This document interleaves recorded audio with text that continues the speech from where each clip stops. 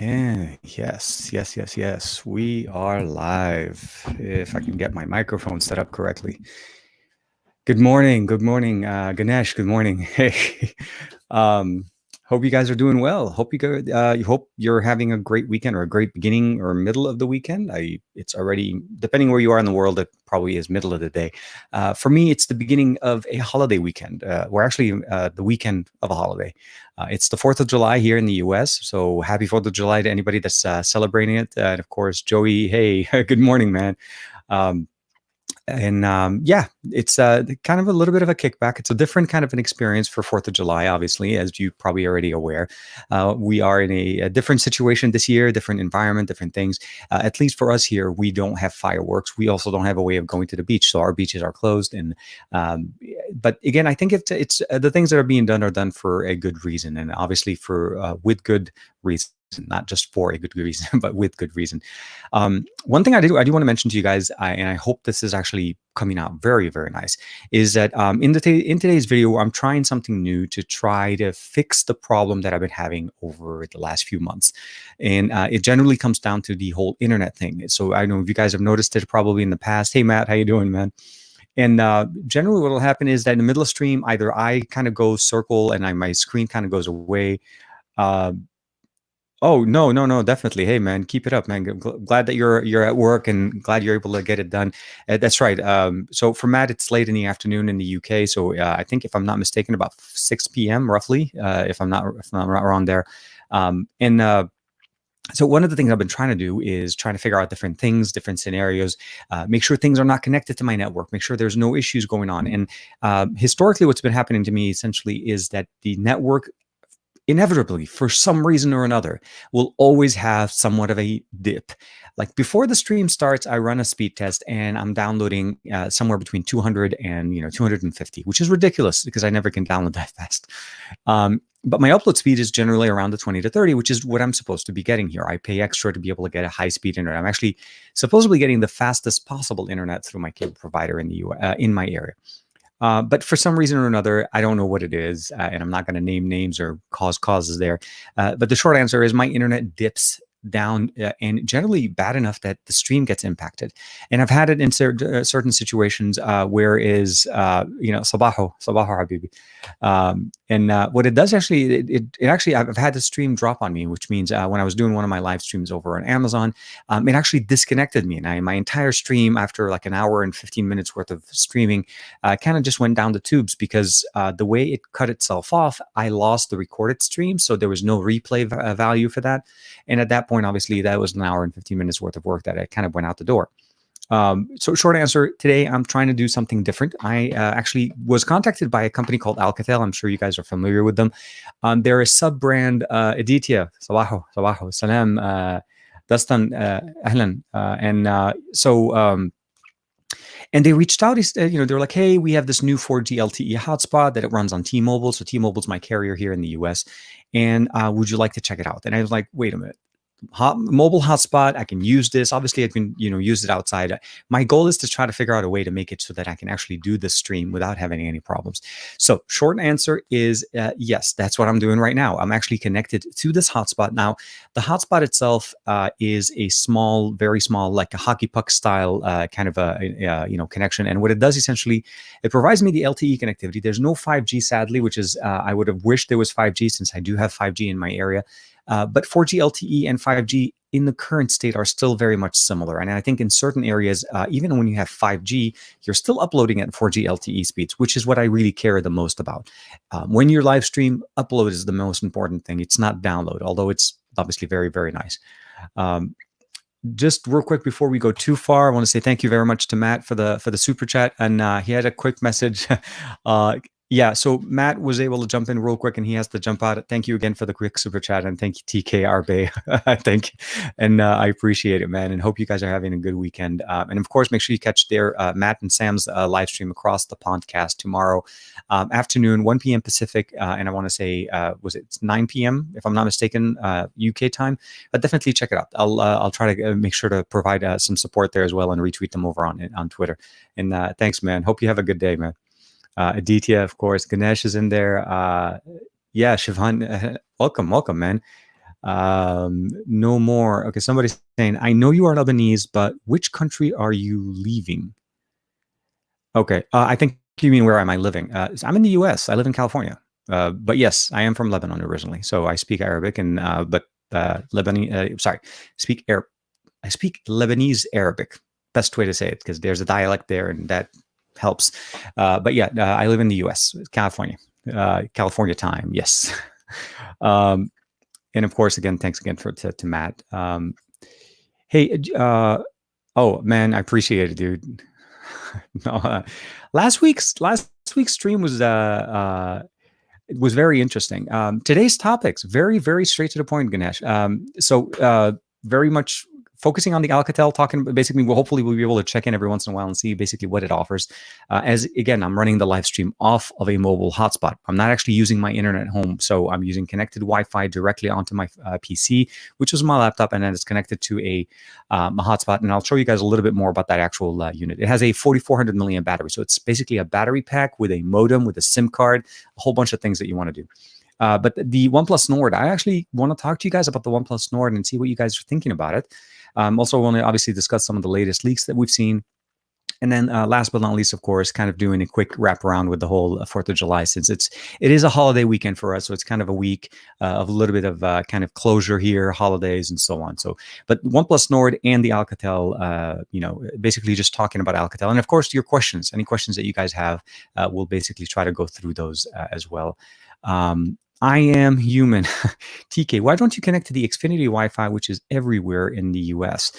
So Xfinity Wi-Fi doesn't actually work everywhere. In my area, Charter or Spectrum, sorry, not Spectrum, which used to be Time Warner Cable is my carrier.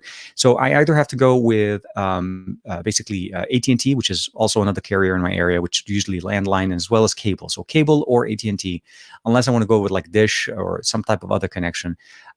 I do have T-Mobile, and a T-Mobile works really good in my area, and I have very consistently good speeds. And in the past, I've had to do that where one of my live streams was seriously having a bad problem. I stopped it and literally turned on my hotspot on my phone, put my phone outside of my house so I can get the best signal possible, and connected to that hotspot and worked with it. It was a good kind of a solution to fix, but the challenge that I was facing at the time is that I didn't have my phone, which I do need to be able to control parts of my live stream. And of course, the other part was the issue that it is kind of going in against my 5 gigabytes of tethering, which kind of goes into plan situation. But short answer is I wish I had access to Xfinity and if I had better connection than what Spectrum is offering me. Again, I am supposed to be able to get up to 400 down and like 30 up. And again, on normal days when I run my speed test, I get those speeds. Whenever I'm live streaming, miracles happen every single time. Now, there's no question that it always happens. Always. Aditya, thank you very much for the super chat. I am busy as well. Won't be staying long, but have a great weekend, guys. Thank you. #TK Appreciate it, Aditya. Again, thank you very much for the support. Everybody jumping in. I know I'm running a little bit late today, mostly because of some of the concerns going on with my connection, getting it running. What do you think about the India versus China digital war? We'll touch a little bit about that because some of that conversation did become very popular today. So we'll do a little bit about that.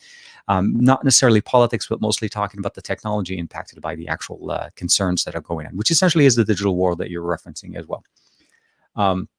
Actually, before I go too far, I do want to show you guys real quick a quick video what this actual little guy looks like. So we're going to do share. I'm going to add my second screen. And so this is the portal, by the way, just where you open it up. So I'm going to open up my first video here and here. So this is the actual Alcatel. Hopefully you guys can see that really well. So right there. So this is the actual hockey. It's kind of like the size of a hockey puck. It has a nice connectors on it on the side. Let's go ahead and switch over here. I don't want to get it to go too far. And what you can see right there is on the left, we have that little option here for the Wi-Fi, the signal strength for the LTE connectivity, battery level. It has a 4,400 milliamp hour battery. And of course, you're able to send and receive text messages with it if you connect it through a Wi-Fi, through a tablet. Now, it charges via USB-C, and it has a full-size USB Type-A to charge up your device, which is one of the reasons why I really like it. And of course, it has the ability of turning it on, off, and then, of course, just doing a power cycle on the Wi-Fi connectivity. Very nice, very simple to set up, and very easy to use once you activate it with T-Mobile.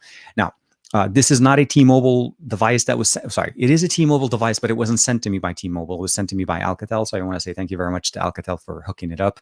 And again, if the stream runs beautiful, we may have a new way of this is how I'm going to be running the live stream from now on. But again, I'm just showing you guys a quick video. I have the actual Alcatel unit itself sitting outside. And that's mostly so I can get the best signal possible. And this is why we're kind of looking at the screen right here. I want to show you guys the interface of what it looks like so that you have an idea what it does. You can see the signal strength. I have basically 4 bars sitting here, 4G LTE connected uplink and downlink. Basically, SIM card is valid. We have Wi-Fi connectivity as well as a 98%. And that's the other thing. I want to see how much battery does it use in, let's say, an hour and a half, 2-hour live stream. Can it hang for 2 hours on the live stream? So those are one of the things I want to definitely check. We have multiple connections. We have 4G, we have 4G LTE on both 2.5 or 5 gigahertz. So you can switch between the two, and of course customize it, add your own passwords, different frequencies and setup. You can go in there, network settings, device settings.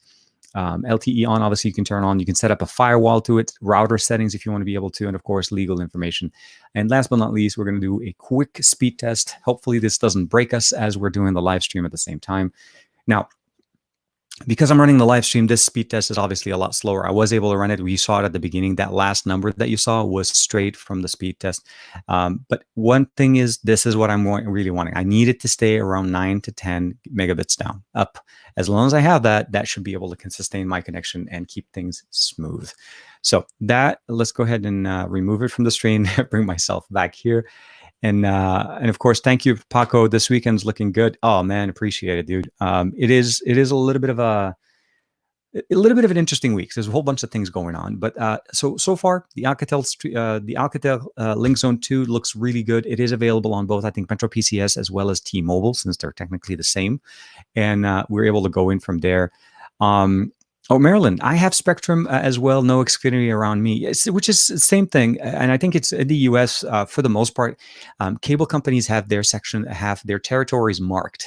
It's really easy. There's no competition between cable companies. There is basically territories. So if I am in a Spectrum or what used to be Time Warner, I am in that market, and that's pretty much the only cable provider I can use. Now, I have the option of going in with other providers like satellite or, let's say AT&T or any other carriers that use other technologies. But from a cable standpoint, it is what it is, and they own the cable and they own the connection. So if I want to get it, again, normally I get really fast internet. It just doesn't, for some reason, it's not working for me in this situation. So let's jump over real quick here. Is there any data caps on Verizon? Jump back. On the mobile hotspot, I think it's 50 gigs. So the monthly plan includes 50 gigabytes of internet connectivity. If you're talking about the Spectrum, I don't have a data cap. The package that I did end up going with does not include a data cap. So that's what I was thinking at the beginning. But again, my issues have been more, I don't want to say the word, it's more like throttling. It's like where my connection suddenly drops. And I have a feeling it's something to do with the amount of connectivity. I'm not sure. There's no way really for me to focus on that. So again, my workarounds in the past were literally just me taking a phone that I have a T-Mobile SIM card, turn on hotspot, put it outside. And that was the way I fixed one of my live streams on Amazon about a few weeks ago. And again, when Alcatel reached out and they're like, hey, we have an LTE connected, hotspot. Why not test it? So I figured this is a great way to show it, a great way to test it. A live stream is very demanding, both on data as well as duration, since it's a long video. So how long can I connect to this, stay connected? How fast are my connected speeds throughout the live stream? And how much data do I end up using at the end of the live stream? So those are a lot of things you can definitely test. And I feel like even if somebody had to review this, the actual Alcatel LinkZone, they wouldn't be able to do this type of testing. Andrew, Fat Produce is in the house. I think I'm finally going to pull the trigger, be getting the V60 and upgrade it from the OnePlus 7 Pro. Bidding on one on eBay this week. Good luck. I wish you do get it. And I think it's a great upgrade. I really think it's a great upgrade, especially from what we have. You're coming from the 7 Pro, you're coming into this one. Obviously, there's a few differences there, but oh my God, you're going to love the headphone jack on that one. The cameras, the front-facing camera is absolutely fantastic on that. And of course, a lot of good things. And even if the Velvet does actually make it to the US, which I'm understanding that there's a possibility that it could become a mid-range LG device later this year, I still think the V60 is the one to go with. The Velvet is a great device, and even if it's going to be a little bit less, you're still getting a much better deal. My hope essentially is just that, we get all of the, get more updates on the V60 and keep it consistently going. I'm assuming you're running it on T-Mobile as well, or I think you have T-Mobile, right, Andrew? Let me know. Um, what? Yeah, Aditya is like, yeah, you're switching over, man. Do you think it is going to? So, oh, okay. So, smart. Okay. So let's start talking about a little bit about those digital content case that's going on. And I do want to start by saying this. This is by no means a political conversation. This is purely what is being discussed, the digital content, what's going on. Recently, earlier this week, actually, you guys probably already heard, XD already also covered the article on that, and it posted some response directly from TikTok. And I feel like the main apps that are being focused on are TikTok and WeChat, because those are the most big applications that a lot of people use. Now, there are obviously a lot of other applications that are installed on devices. So those are device-based apps. So you get a phone and you obviously have these applications installed. There was basically a ban or basically a stop on and citing security. That was the actual recommendation that was put in there. Citing security, certain about 59 apps were basically banned from use in India, and that, as for to my understanding, to this day is still being held. So meaning this wasn't a couple of days kind of thing. This is still going on. And I think what's going on essentially is that this is something that is concerning to the authorities in India, and they're limiting access to them by just stopping them. So you can no longer find them in the Google Play Store. You cannot access them. You cannot go around it. You just basically can't even access it. If the server finds your location based in that geo area, it disables the functionality. That's just a general thing. And the answer to that is, we really don't have all the straight answers as to exactly what are the security features that that are being cited. And I say this because the applications in question that were banned are applications that were not necessarily changing their policies as the information was going on. These are applications that were being used for some time, and nothing major changed in them for a while, and then suddenly became banned. So there's that question that kind of comes up. I'm not saying that they shouldn't be. That's, again, not my decision to make. This is something that they decided for that geolocation. And to answer the last question is, should the US be banning these applications? There's different thoughts here in the US. The question would be is this: if you don't like the app, if you don't trust the app, do not install it. That's a very simple process. Yes, I agree that there are certain, data collection tactics and so on. But we have to understand one thing, one thing is very, very clear. There is no such thing as free. Okay. A lot of us have started using we use applications, we download applications, and for the general use, we don't pay for any of these applications. We go in, we click it, we know it's not a paid app, and unless we're buying it personally, then we start looking into specifics what it's doing. But like generally, social media applications, Instagram, Facebook, all of those things, they gather information on what we do. That's how they thrive. That's how they put in their information out there. So at the end of the day, we are kind of buying into it, right? We understand that, my usage of the application TikTok and, the stream, it's going to use my usage and customize that For You page so that it gives me all the information. I'm not trying to advocate for it. And last week's conversation with Sav, I felt like there was a much big push into advocating. I'm not. If I choose to use the application, that's because I want to use it. I don't have it on all my devices, but again, I'm not advocating for it. I do show what I use. That is what it is. I understand that some people may look at that and say, well, if you have it installed, this is going to kind of go out and people will start going there. So short answer, the situation is still developing. It is still ongoing. Specifically, what the reason behind that, I'm not sure. Should it be reflected here in the US? Is a very different environment. And I think, if anything, TikTok on its own has had some concerns around the security and the data collection that it goes through. But that's one of the main things you have to keep in mind. Again, it's a free app that does actually watch what you're doing so that it tailors the experience to you. All the other information that it's pulling, I recommend reading what it's asking for, going through it. And if it is not something that you are comfortable through with the security update or whatever usage that it's asking for permission, uninstall the app. There is no reason for you to have it on your phone. Unless you want it, don't install it. Hopefully that kind of answers it there. WeChat is more in use in China than anywhere else. So yeah, the other application I felt like was a big part of the conversation that a lot of people weren't really even focusing on. So personally, I use WeChat mostly as kind of what you were saying. Sorry, just kind of bring it back. I think I lost the comment. Where is it?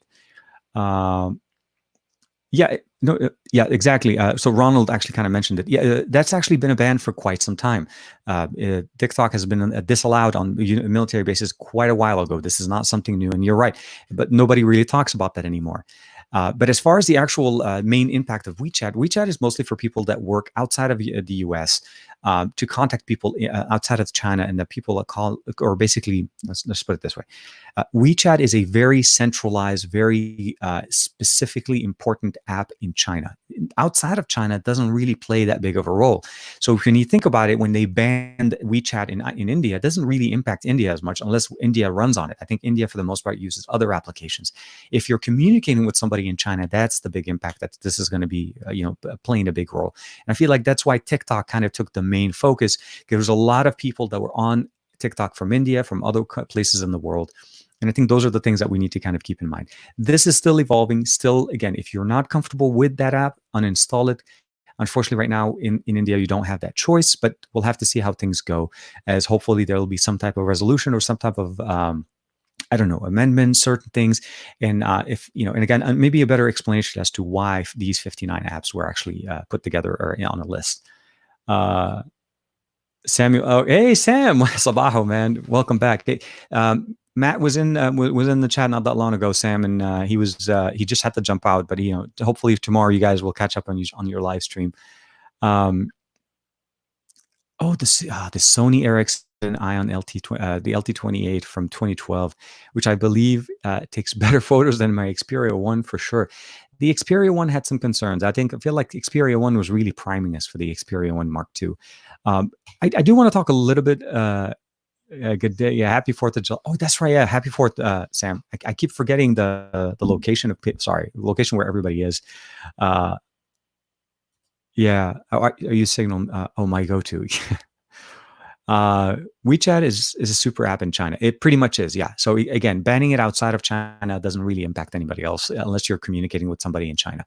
So I said, for me, that's the only reason I use it. It's for my contacts that I have at different companies that I work with. So if I am connecting to a PR agency or something like that that does use WeChat, that's generally what I use it for. And it only really applies to me whenever I'm traveling into China. Like last year, we went on the Huawei trip with XDA.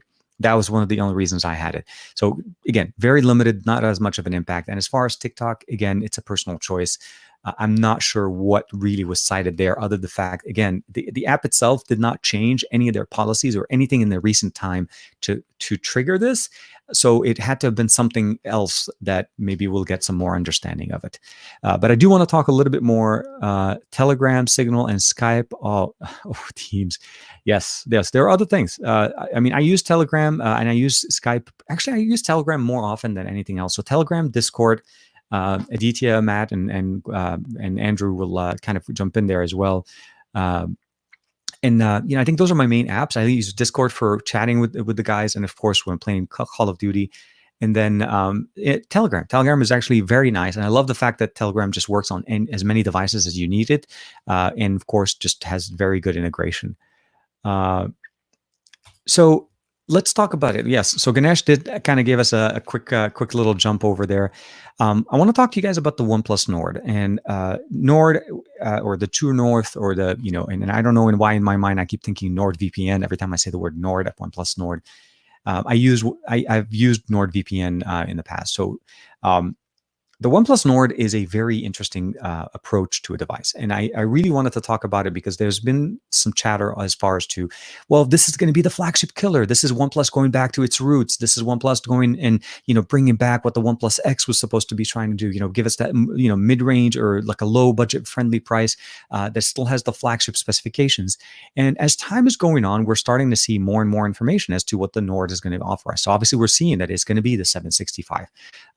We've seen some leaks as to the actual aesthetics. It does have some curvature on it. It does actually have some interesting optics. It's dual camera on the front. Not necessarily the highest quality cameras, but again, we have 5G on board with the 765, being that they are going with that. And the reality is that this is OnePlus's attempt, or this is OnePlus's venture into the mid-range type of devices. We haven't seen mid-ranges from them since the OnePlus X. And ever since then, we've always said, we're going to see another OnePlus X2. There's going to be the return of the OnePlus X. And I think this device was dubbed the OnePlus X for quite some time. X being the X factor. But some of the things that I'm seeing at this point are, let's see, NordVPN needs to have a partnership with OnePlus on their Nord. I'm telling you, man, I think they should just right out of the box, OnePlus Nord featuring NordVPN. That right there, OnePlus, if you're watching, make sure you jump at it and take that away.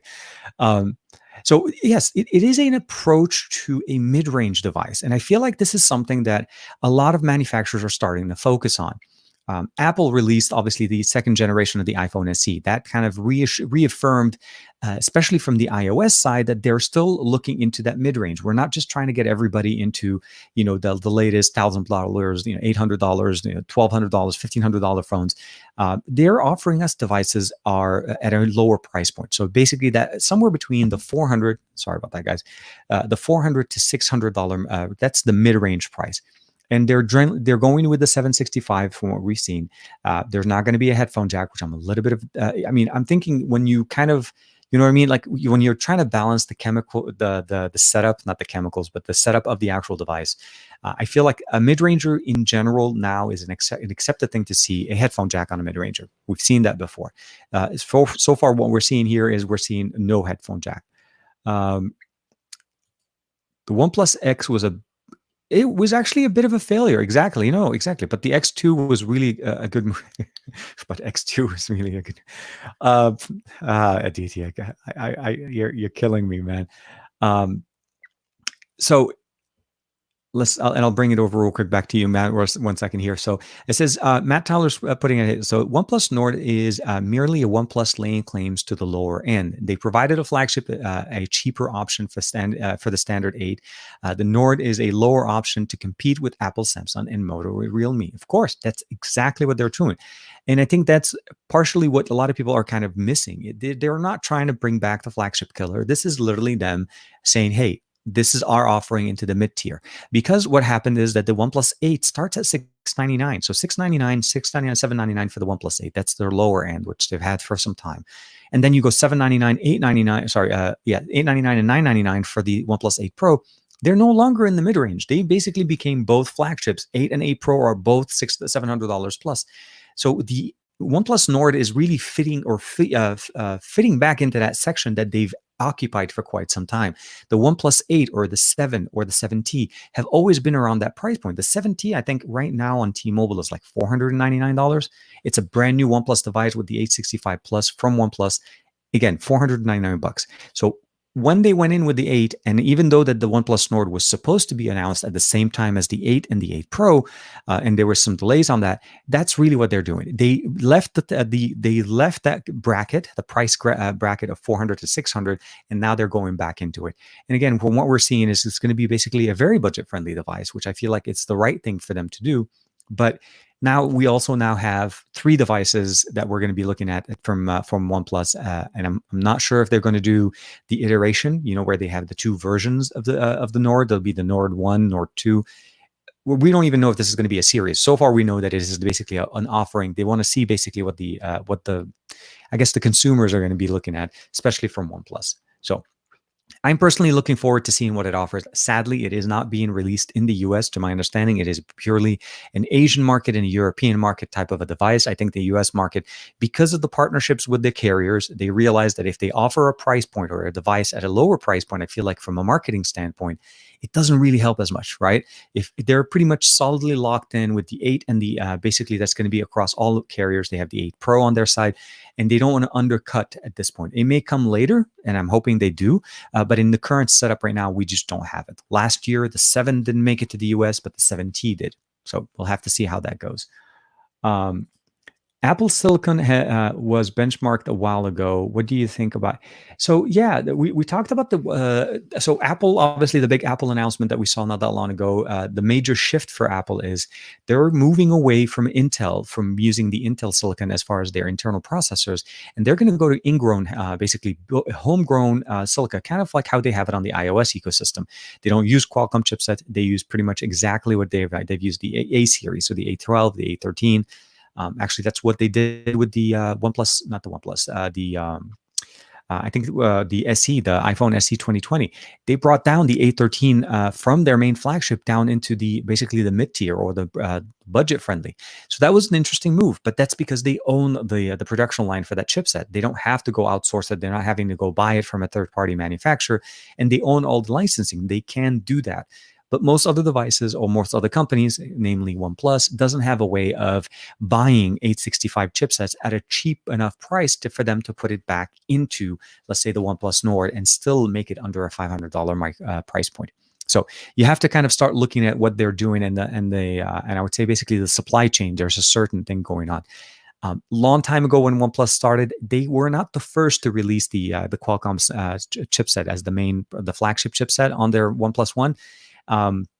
What they did essentially is they waited a little bit when the price point dropped. They bought it in big enough of a bulk from Qualcomm to be able to get a lower price point, and that's how they were able to get that chipset into a smaller $300 price-friendly device. So that was the approach that they did, and they can no longer do that now, mostly because of the way Qualcomm's approach is to the system, right? We have the 865 with the X55 modem. So you no longer are buying them as two separate components. Now they're integrated with a premium price.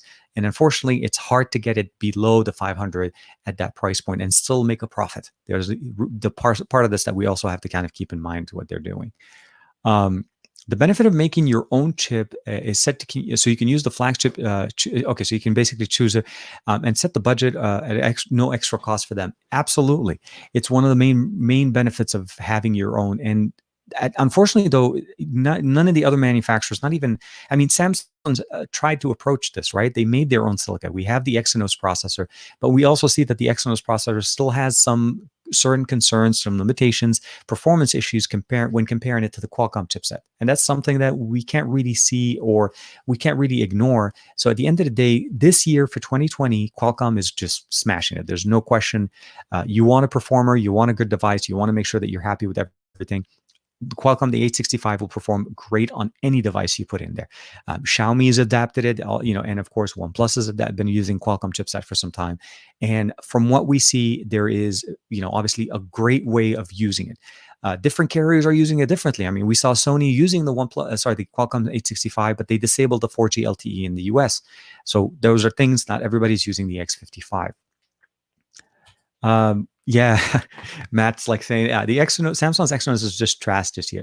It's something that I feel like they're not focusing on, and I think they need to work on. Samsung needs to put a little bit more.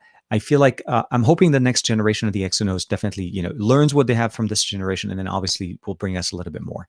One of the other thing I forgot to mention, actually, I should have put that in the notes. We saw a massive image leak of what the Note 20 is going to look like in Champagne, I want to say. And I'm going to say I like what I'm seeing. I'm guessing.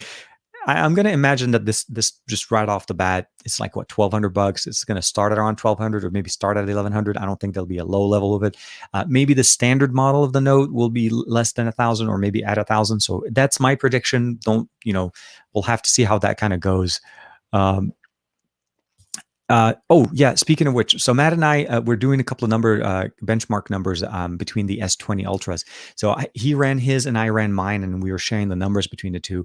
And there was actually some interesting concepts. The Exynos was able to get better scores. I feel, was it on the single core or was it running better scores on the multi-core? But in the comparison, in like the entire comparison, that we realized that the Exynos was running a little bit behind what the Qualcomm was running. And actually, there was a certain number of tests that we were trying to do with the benchmark on their Geekbench that wouldn't even run on the Exynos model. So it's something to keep in mind. Do you think HMD Global will release any Nokia flagships this year? I think the best thing that we can see from Nokia is we want to make sure that they're still in the conversation. I want to see a successor, a true successor to the Nokia 9. We'll have to see if there's going to be other devices that are going to be like amazing, like a big flagship, kind of like what Motorola tried to do. So Motorola broke away from their mold of, at least within the last couple of years, of providing us mid-range devices or last year's chipset devices in this year, and they put out a flagship. There was some interesting mixed reviews on that one. It's also exclusive to Verizon, so there's also the other part. The unlocked model kind of went international, where the US kind of only got the locked model to Verizon. So we'll have to see. My hope is that I definitely want to see Nokia continue as a brand, and as a presence in the smartphone ecosystem, especially for HMD, since what we saw with BlackBerry kind of, I'm hoping that doesn't happen to Nokia. So that was my main concern there.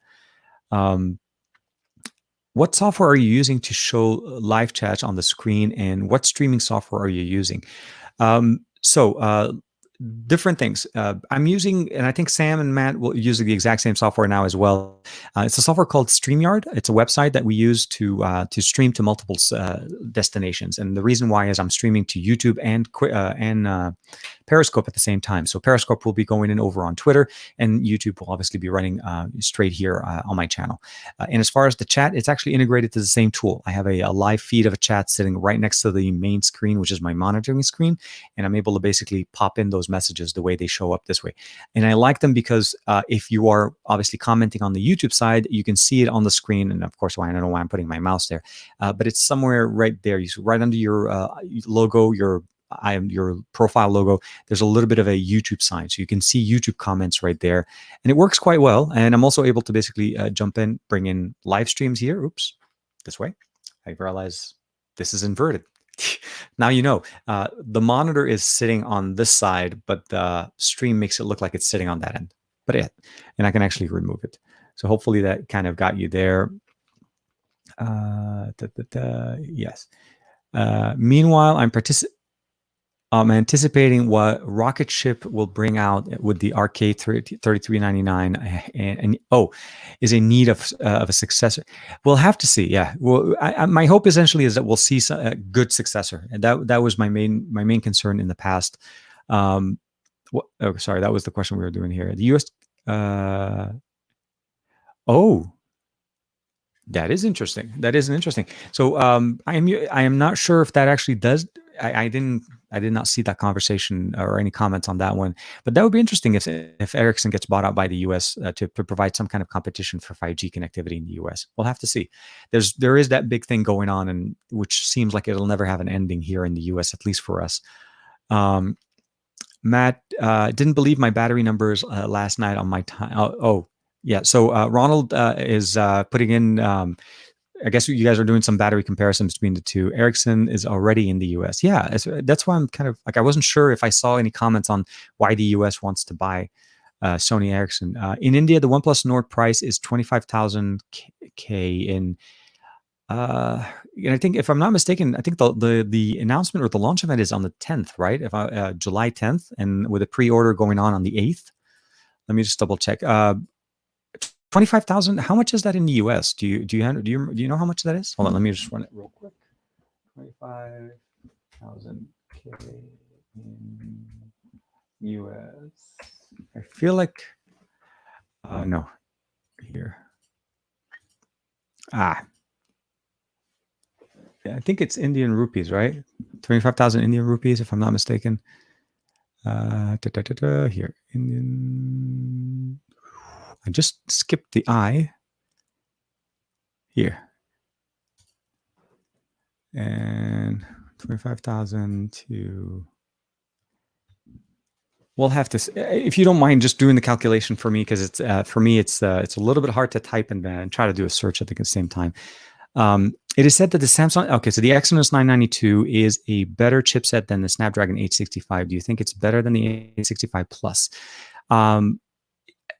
It's without seeing actual numbers as to what's going on. Hold on, let me double check here. This is like, if there's ever been a slew of tweets in there. The question would be, is this: comparing last year's chipset to the new chipset is a little bit of a hard game to do, because there's reality, obviously, a generational difference. The 865 is basically, the best way to describe it is literally a slightly overclocked version. It's the same thing what we saw last year with the 855. It's a slightly modified, a little bit of improvements over what you saw before. Nothing groundbreaking as far as performance. I think at the end of the day, if the Exynos beats it, it's just because it's a newer generation and it learned from last year's. And of course, by the time the 875 comes out, the conversation will flip back to the other side.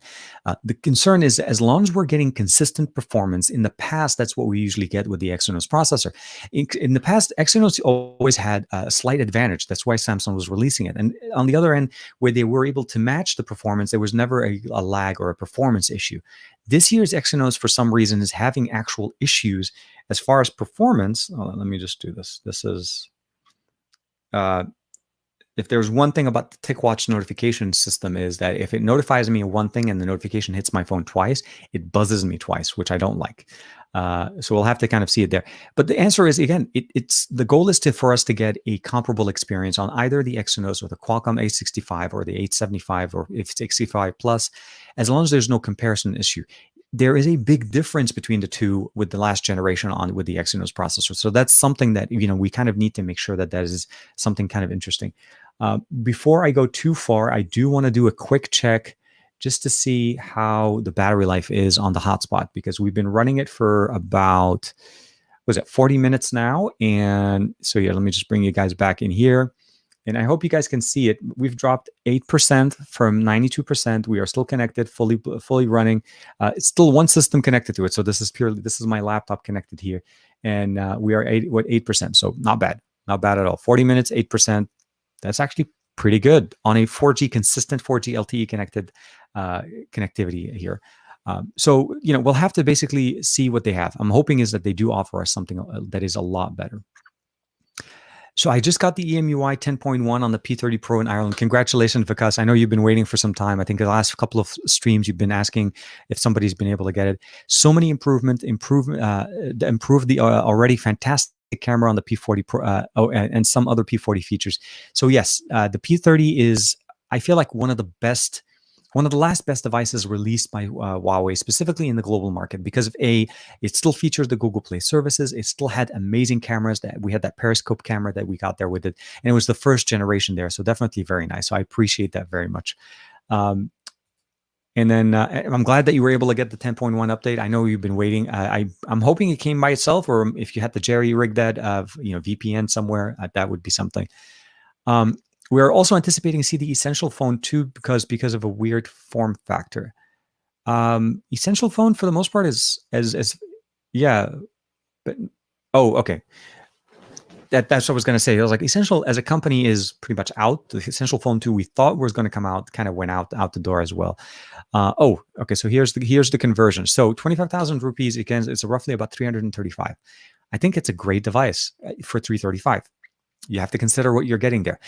The reason why I say that is just based on the track record that we get from OnePlus. If you're familiar with OnePlus and OnePlus's experience, they're all about speed. So they're going to make that mid-range device running 860 for the 765. I don't think it's the G. It's just a 765. It will make it run very fast. So the UI is going to be great. I think where we're all going to need to see is how they're going to perform when it comes down to not brand management or even UI. It's the cameras, how the performance of the cameras are going to be. Did they make a big enough of a compromise that the cameras are not going to be, I would say decent. The 8 Pro, it has some of the best cameras that we've seen on OnePlus devices for years. Absolutely. They're better. They're great. We have some of the great technologies there. And of course, having the additional sensor there that kind of had the ability of seeing through things. But I think at the end of the day, it's going to come down to that. For me, as you could probably imagine, I'm going to try to import one of these guys. I'm not sure how. If I'm not mistaken, OnePlus does not ship internationally from their site, and they're the only ones selling. So I'm going to have to wait for it to go on a reseller's website, and somebody that will either send it to me, or somebody that may live in the UK, Matt, that may be able to hook up and maybe send me something that won't go across, that won't do that whole trip around the world kind of thing. But we'll have to see. My hope is still see how they say. Sajid, I wish I could comment on that. I try not to. I try not to get into too many of the specific comments when it comes to that type of. Yeah, I'll have to get back to you on that one. Maybe hit me up on Twitter. We can talk a little bit more. Bing works great on Curse. It does, Ronald. My problem is, and it's hopefully easy to explain. I'm about 2 feet away from where my laptop and where the camera is. So where we are sitting to each other, for me to fit in the frame exactly. And I don't know why I decided to do this with my microphone. Hold on, let me see. So I can actually get a lot closer, you guys, where it actually gets much better. And I'm able to reach my keyboard. But where I was before, for me to reach the keyboard, I would have had to just do this. And I did not want to do that on screen and try to fumble, trying to convert that. But yeah, Bing conversion does really good. And I think my problem was I just put 25K to US and I didn't say 25K rupee to US. And then it gave me the converter and it was just a mess. Aditya, 300 and 400 seems like a solid price point, but given that the Indian market, it will mean it's a good addition to the competition if you retain the software update frequency that they've been known in the US. So that's an absolute, exactly spot on point there from Aditya. OnePlus has to bring the same game that they're bringing to the 8 and the 8 Pro to the Nord. If they do that, that's when they become more functional. They will become more value added. It's that post-sales support that a lot of us want to get out of it. Now, I'm not going to comment too much about the fact that there's obviously aftermarket operating, ROMs and so on. The XDA community thrives on this. That's what 90% of what people buy OnePlus devices. When I say that is when they started to buy them in the beginning. Now there are people that are buying them because they're in the stores. They're operated or carried by carriers in the U.S. But Nord needs to have that support. It needs to have that OnePlus lifestyle. And I say that because that's what people love about OnePlus. It's a fast device. It has a very nice, clean UI, but it also gets a lot of updates. It also has a beta program. So we'll have to see how those things come up at the 335 price point. Now, one thing that Aditya, I think you just brought up that I don't know if you meant to bring it up or not directly, is that's the price point in India, which for the most part in Europe, that's not going to be the price point. If they followed what they did with the 8 and the 8 Pro, where the price point in the Indian market was lower than the US market, there's a good chance that means that device will be roughly around $450 US equivalent or so. It is less, or it may even be $499. It'll be basically right at that price point. Close to that price point in the European market, mostly because of the shipping, the obviously import taxes. There's a lot of different factors playing into that market. So those are things that we need to kind of keep in mind of what's going on. So my hope is even at that price point, it's still a good price. I feel like in the US, this would be more comparable to the TCL 10 Pro that we just saw not that long ago, which coincidentally, they had a sale that was going on, and I hope they have that again very, very soon. They dropped the price by like 15% or so. Sam, so 335 would be a great price that I may be able to pick up the Nord. Yeah, but it'll be way cheaper in India at 500. At $500 might be harder to it's a little bit harder. Yeah, no, but I think we have to also imagine that Indian pricing are going to be a little bit lower than where we are because of the market, because of certain factors that I think are playing a big factor into what OnePlus's market game plan is. But this device isn't meant for the US. So for the most part, we're going to have to pay European price points. Today we're doing tea, by the way. Did not go with the water as I usually do.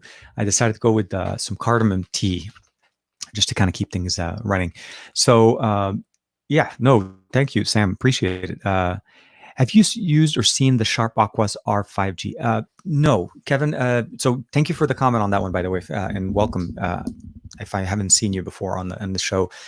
So the Sharp Aquos, for the most part, Sharp does not really release many of their devices in the US. I think if anything in the US market, we get them as imports. They're mostly known in the Asian market, specifically Japanese market. So I was a while back when they were starting to come up with, I think was it higher, I forgot which Sharp was it. It was a Sharp Aquos device running in Japan. A buddy of mine that worked at XTA did talk about it, and that was the only time I got a chance to learn about it. But I haven't used the Sharp one since literally playing with it for a couple of minutes at CES. That was it. During CES 2020, I was just passing and I saw a device and I checked it out. But no, sadly, I don't have enough. Let me know what you think, and if you have what your thoughts are on the R5. Sorry, I think it was the R5G. Vikash, he's answering Aditya's question here. So that puts it in the TCL 10 range. Yeah, exactly. I feel like that's where it's going to be. And again, this is purely me speculating, but if the price point in India is around 335, which we saw again, I think the price point for the OnePlus 8 Pro was 735, 750, where we had it for $1,000 or like the $800. So they did drop the price, and it was about 50 to $100. I would imagine it being somewhere between the 400 to 500, not the 300 to 400 in the US. That's generally the mid range. The 765 processing chipset for the most part, based on the fact of other devices releasing in that, that's really where we should expect. Does it make sense? I feel like, again, they're filling in that gap that they created by the OnePlus 8 being at $699. You're in the 700s. You're no longer in the mid-range. And again, I feel like it's a great device. The OnePlus 8, by the way, and the 8 Pro are both absolutely fantastic devices. They've done a lot of updates into them, a lot of improvements into the cameras. And of course, they're just absolutely some of the best devices that they've done. And of course, the OnePlus 8 in Interstellar Glow, one of the best colors, hands down. And I think if you're able to pick one up, you're not going to be disappointed. So we'll have to see how that kind of goes in there. Is the NVIDIA Shield, is the Shield TV Pro still a good buy with a PS5 coming out? I think they're two different things. They don't necessarily work in the same realm. So yes, I realize that the PS5 is going to be something that a lot of us are going to be covering and looking into. I'm personally very intrigued in the PS5, mostly because of the design that they decided to go with, but essentially it's also some of the specifications we see there. I'm more of an Xbox person, so I'll definitely be getting the Xbox X. It's not necessarily because of a loyalty thing, but I have a lot of purchases. A lot of my commitments are on one ecosystem on Xbox. So for me to shift my Dragon Ball Z or my Dragon Ball experience and all of the other games that I have, the older Dragon Ball games, I'm hoping we're still going to be able to kind of have obviously continued support. So I'll have a way of being able to play my older games. But again, I'm very interested to see where I would say that the NVIDIA Shield TV, the Pro, is definitely worth it, because if you're going to do streaming, if you're going to be playing online games with the NVIDIA, I think it's the GeForce Now game system. I think it's a great system to work with, but it's not truly going to give you. So you're offloading some of the horsepower on the device to the cloud. So that's where you're kind of getting it there, where the PlayStation 5 is going to be a console that just kind of covers everything. And you have the option of going with the all digital or the one with the drive. So it's going to be an interesting experience. I wouldn't necessarily put them head to head. I don't feel like they play the same level. And of course, we also have some games that play much better on console than they play on PC. And then of course, NVIDIA Shield is in that middle ground in between. I personally have the NVIDIA Shield Pro and I like it. I personally would say the PS5 for me is more of a different experience. The Shield Pro is more content consumption, casual gaming, and play games every once in a while. But I don't necessarily have, like if I'm running a game on GeForce Now, my entire house internet has to be turned off so that I can focus my internet connection to GeForce Now, if that makes sense. Online gaming has a lot of benefit, but I feel like console gaming will still be very nice. Ganesh, after the digital war, now Huawei and ZTE are announced not to support 5G technology in India. We'll have to see how that goes. Again, a lot of these announcements are still kind of in the early stages. I probably would say it's a very interesting time. 2020 is there's not. Okay, today is July 4th, right? The fourth day after the middle of the year. So we've crossed the halfway point, but it's definitely a very unique year. Very, very much a unique year. I'm hoping that things will change and get better for us. Can you share us your YouTube analytics? That's an interesting question, no more, and I'm sadly going to say no. What is your top 10 countries in terms of views and your income? Very personal question. Interesting that you're asking it. But no, I that's something that is very personal. It's like somebody coming up to you in the middle of the street and say, "Hi, how you doing? Can you open up your wallet and show me your pay stub?" It's a little bit hard. My YouTube analytics are some things that I always kind of watch and I work with, but it's not something that I'm unfortunately comfortable sharing. Yeah, sorry, can't do that one. Very interesting question. Do you think you'd be able to switch your live setup to the Xperia Pro when it comes? Absolutely. Actually, I'll take that back. First, two things. StreamYard, I think it was a week ago, announced that they've actually they've launched their mobile setup. So I can actually now, from now on, and just to kind of a heads up for both Matt and Sam, you're able to actually host your actual live stream straight from your phone. So it will be compatible with the front-facing and the back-facing camera. So this is something that I'm going to basically, my goal essentially is as soon as when I get my Xperia One Mark II, that will be one of the things I would love to do. If by a miracle, I get the Xperia Pro for review, that will supersede first thing I said. Just kind of an example. Yeah. If I get the Pro, if we get the Pro in the house, I think the Pro is really meant for that live streaming. It takes Xperia One Mark II, and it just brings in HDMI export. So my ideal situation would be is this. We'll use now. If we understand, obviously, is that the Xperia Pro is going to be on Verizon. It's going to have 5G. But my thing would be is running an entire live stream on the Xperia Pro using my A7 III. So I'll hook up my full size, full frame camera from Sony to the Xperia Pro. Use the Xperia Pro as my host. So I'll run like StreamYard on the Xperia Pro, running the camera from there, and I'm going to run that entire live stream with you guys.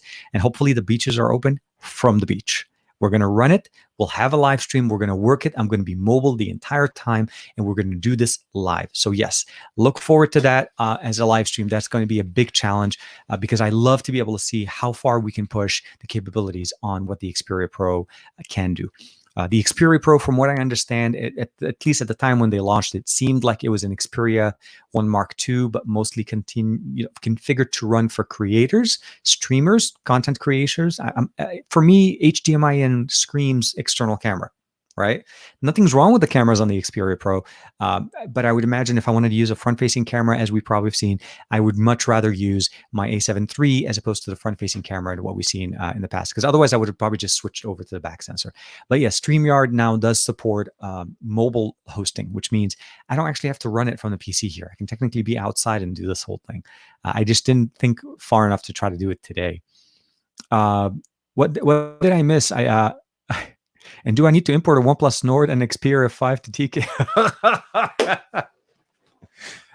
Yeah, Matt. Actually, while you were out, as in all meetings, you got all the responsibilities. You're pretty much it. Everything, all the action items went to you.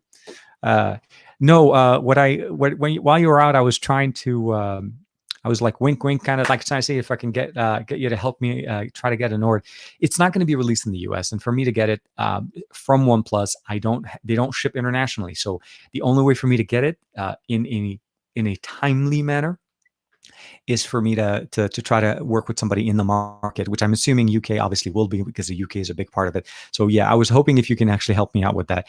As far as the Xperia 5, I always like to do this, but the Xperia 5 already here. And I think we were talking about the Xperia One Mark II purple edition. Oh, by the way, Matt, how is the Xperia doing for you? How are you enjoying it? Is it living up to the hype? Maybe that's the better way to say it. Vikash, okay, so see your thought. I wonder if Xiaomi and Oppo would always copy what Apple does. Yeah, so Xiaomi and Apple, I think for the most part, are starting they may have started in that ecosystem of basically copying the aesthetics of what we saw within the iOS ecosystem, but I think they're starting to shift. I think if we what we see right now with the MIUI 12 beta that's going out, and I cannot wait to get it actually running on my international model, because the one I've seen it right now, it's mostly running on the Mi 10 Pro on the China model one. I'm really excited, and I think they're starting to shift away. Oppo is for sure starting to basically work on their next version.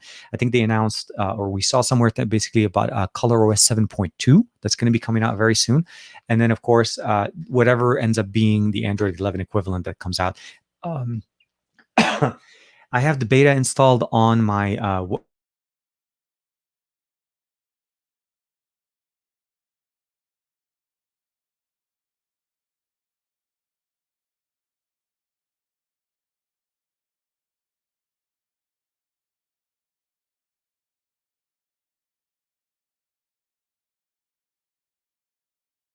Ooh, lost internet. Okay, I am back. I am back. Okay. And I am back because I jumped network. Okay, so our first little technical problem. Let me see here. Let me see if the actual Wi-Fi is back.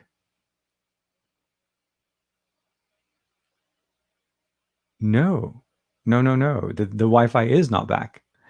That is very interesting. Okay. Let's see. I'll give it a few more seconds. I definitely want to see if it's actually. So even though the internet connection was running fine, and I seemed like I lost my connection, and I'm back because my system jumped. Uh, I'm wondering how things are. Hold on a second. Don't move.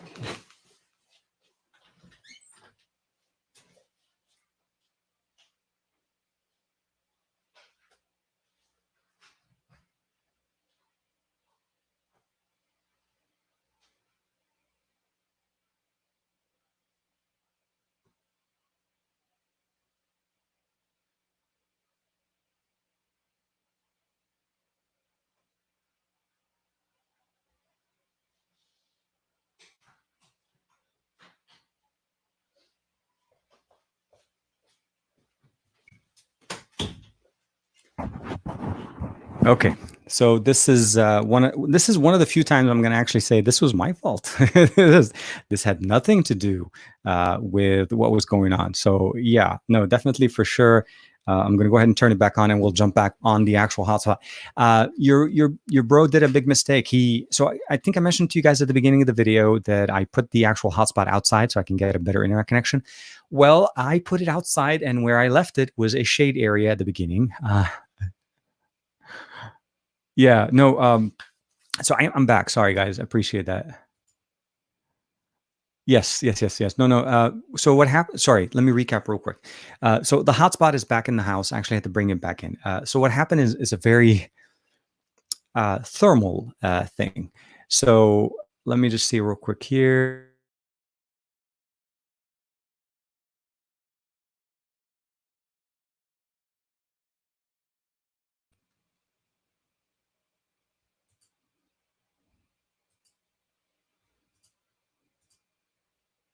Okay, so I'm back, and sorry, which one do you think for Mac OS, Android, iOS? Okay, so no more. Give me a second there. I'll get to your question. So sorry, guys, I'm back. I do want to say one quick thing. So the hotspot itself is still running. It was fine. I made a mistake when I first set up this entire thing in the morning. I took the hotspot and put it outside in a spot where it was shaded. There was actually getting some shade from a tree in the backyard, and I was fine, and everything was running great. And apparently, I forget how the sun works and the whole Earth rotation thing. But apparently, the sun kind of changes. You know, and apparently it was sitting in the sun, so it actually did overheat. That's the reason why we lost network connection. We had that circle. It is not a fault of the actual device, and I do want to say I'm sorry about that. But it did actually still work. I brought it back in, cooled it down a little bit, and of course it runs much better now. It's actually in the office. I'll show you guys where it is. And so here, so this is the actual unit itself. We are running off of this right now, and it still has full almost 3 bars, so it's actually a little bit less, but that was the reason why I put it outside. That was the actual answer for that. So to come back again, thank you to Alcatel for hooking it up. Sorry, I forgot. There's one thing you want to keep in mind. If you are using a hotspot and you put it outdoors and you're using it and you're having fun, make sure you don't leave it in direct sunlight, because if it overheats, it will shut itself off for battery protection.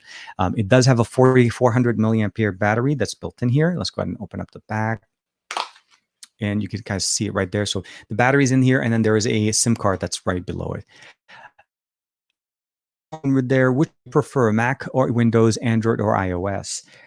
Each one of them serves a purpose in my life, and every single one of them is good. I use Windows most of the time over Mac OS, although I use Mac OS as well. I use Android over iOS because Android is what I do, and Android is what I prefer, but I do also use iOS. So kind of answer is they're all, but I would say Windows and Android are number one. Stream, yes, sorry about that, Ganesh. I do apologize. I am back. No, I should be back. Yeah. So that last one. So Smarty, I want to say. So sorry. Maybe I'll ask the question. So the question is it true that Apple will not include a charger and EarPods in the iPhone 12? So they don't include EarPods to start with. They haven't done those for a while. So that's something that there's. I take that back. They do include them. They generally include the wired earpods, not the the 3.5 millimeter ones. They don't include the adapter anymore, so now they include just the earpods. The question would be, is this? And I saw the video and I saw all the comments. A lot of people are concerned about that part. I would say, if nothing else, the actual charger is a must. There is no question that they would sell something that you cannot charge. If a device that sells for $1,250, $1,000, $1,200 or something like that, does not come with a power brick and you have to pay an extra $35 to use it, I feel like it just kind of makes no sense. The removal of the adapter out of the box, that was one thing, because a lot of people don't use them anymore. They want people to buy their basically lightning cable so that they get better connections that way. And of course, it's more optimized, and there's a whole pricing thing going on. But the short answer is, I feel like as a rumor for them to remove that out of the box, it doesn't make sense. You need something to be able to charge the device, and there is no other device, no other means, unless they include a wireless charger, which will include a brick. There's no other way for you to charge it out of the box. If you give this to somebody as a gift, you're having to buy $1,200 plus a $35 accessory. Now, what they can do, obviously, is they can make it maybe that it is just not as I was going to say not as fast. They don't include the fast charger. I don't really think that as a rumor. I think that that's not something that could potentially happen. I don't think we are at that level in any technology to even go with no chargers or no included chargers in the box. Because even the phone that's supposed to be was going to come out, and I think it was an Asus phone that was supposed to come out with no buttons, still included a charger. So even if there's no inputs, we still need some way to charge our device and get it to go back to 100% every night. There's also the ability of getting it if any kind of troubleshooting without a charger. The cable that is included with the charger, you have a hard time doing that without buying an extra $35 accessory. So I really hope Apple doesn't think that that's innovation. If they're trying to go in that direction. Expected the price of OnePlus Nord in India is about $350. That's what we saw before. I think we were looking at it, and it's something that is, I feel like it's a great price point for the Indian market. But I think one of the other comments, we saw before is the fact that it's going to compete with whatever is already on the market, and they need to bring something more than just a lower price point or a mid-tier price point with the 765. They need to provide you that OnePlus experience that you get with the OnePlus 8, the OnePlus 8 Pro at the $350, $335, or equivalent in Indian rupee price point. That's what will make them succeed in the long term. It's post-sales support and software support that most people will want to be able to get. So just to keep you guys a heads up, at an hour and 6 minutes, we are down to 89% on the battery on this hotspot. So really nice. And actually, by the way, I think the stream runs really nice on it so far. So thank you very much to Alcatel. I appreciate that, Sam. I appreciate it. Yeah, today's stream is actually one of the other reasons why I like using StreamYard over using YouTube is because what it does. Yeah. Just do me a favor. Let me know what shipping company you guys used last time to send out the LG G8 so that we use a different one. That would be my only thing. So I'm not trying to make fun of it, but yeah. I mean,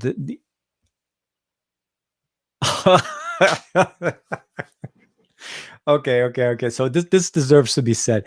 So I am human. One of the users on the channel is basically said the hotspot turns itself off when it becomes a hotspot. Rolling dice. Okay, if I had sound effects, I would have been basically just making everybody laugh right now. But yes, no, that got me right there. Yeah. Oh, okay. So Samuel. Oh, I'd love to how we can jump into import duties and Matt, and now he'll take care of it. We'll have to figure out how to be able to get it to work. Yeah, no, I do realize obviously there'll be some import duties, but to me, it's more about experiencing the device as fast as possible. And I feel like I did the exact same thing with the OnePlus 7. I imported it from Hong Kong. I had to do something, but again, the situation right now, it's very interesting. I don't know where it's going to be available from third-party sellers. So the only thing I would do is if I have, obviously since we have some friends in Europe as well, Aditya, you guys are in the markets. Hopefully we can work something out. I wouldn't be surprised if what's it called? Juan Carlos would be interested in one as well. As he and I are always generally friends, or we may end up just sharing it, because I think that'll be also, what we generally try to do. Especially knowing that that the Apple cable is very bad in quality. So yes, quality-wise, or quality control on Apple hardware is very interesting. On their smartphones, they have very good quality controls. The power brick, there's really not much you can really mess with it. It's a small brick connector, and it works just the way it does. It's the cable that 90% of people that generally have a problem with. It's that connector, that at the tip on the connector that connects to your smartphone. That's 90% of where our failures happen. If that's not where it is, it's usually the USB Type A connector side that generally will fail. And I think that's where Anker, Aukey, all the other manufacturers that sell third-party cables can generally, profit because they are providing you a much better quality cable at a reasonable price. So if you're looking for things like that, make sure to check them out. Is the AirPower? I don't think there was. AirPower was always basically a discussion of the air. So I think what we saw essentially with AirPower is that something that I think may still be coming in the future. They threw it out there. They didn't get a chance to get it working, and it didn't come out overall, other than just initial conversations. Can it happen? Yes. Can they still be working on it and just basically leaving it on the back burner? Absolutely. We'll have to see what the iPhone 12 does, and as we get closer to it. I personally would say make sure that it runs good and it isn't generating a lot of heat, especially for iOS devices. And I think it could still make it, even if they release it with the iPhone 12 or 13. Yeah. What do you think of the Galaxy Fold 2 and the Galaxy Note 20 Ultra? If you had to buy one, which one would you go? Hands down, the Galaxy Fold 2. I really like the Galaxy Fold form factor. There is something to be said about a phone that seriously, it's not that much thicker than it is a little bit thicker. So it's not that much thicker, but basically holding two phones together. But then when you open it, you get a full size tablet. That is something that I could not say good things about it. Enough good things about it. Nothing's wrong with the S20 Ultra, or the Note 20 Ultra, but at the end of the day, it's a rectangle phone with a pen that we've seen before. It's not going to be groundbreaking in the sense of technology providing us. It'll have a high refresh rate. It'll have some great cameras on the back. The S Pen will probably do some additional new features. But when we talk about pushing the limits, pushing that functional thing that we want to see out of a smartphone, I think the Fold will always do that. The Z Flip does the exact same thing. I think durability is where I'm really waiting to see how we can get them to be a little bit more durable and less prone to damaging over time with the moving mechanisms. That's the biggest things. But I would definitely be checking out the Fold 2 because that to me is very exciting, especially if they do provide it in. We're seeing some different rumors. There's going to be a Fold Lite. There's also that possibly could happen. So we'll have to see it. Yep, and there's always B&H. So B&H has always been good. I'm with you on that as well. And I've seen B&H do imports quite fast, but they're generally a few weeks behind. So like they'll take the pre-orders, but then the availability for the hardware for them will be like a week or so behind. So that was always going to be a little bit of a delay. It's really more of a, as I'm sure you're right, you're familiar, Ronald. It's a timing issue, right? The sooner I'm able to get my hands on a device, the better I'm able to be part of that conversation, because of just the way YouTube is YouTube. I want to say, I'm not trying to say it's a bad thing. I'm just saying just generally how the algorithm works. The subject will be basically hot and heavy with everybody for a certain amount of time. And if you get into the game later on, you're still able to make your voice, but I feel like your voice gets kind of overshadowed by all the other content that was present. The Xperia 1 Mark II was a very good example of that for Juan and I for coverage.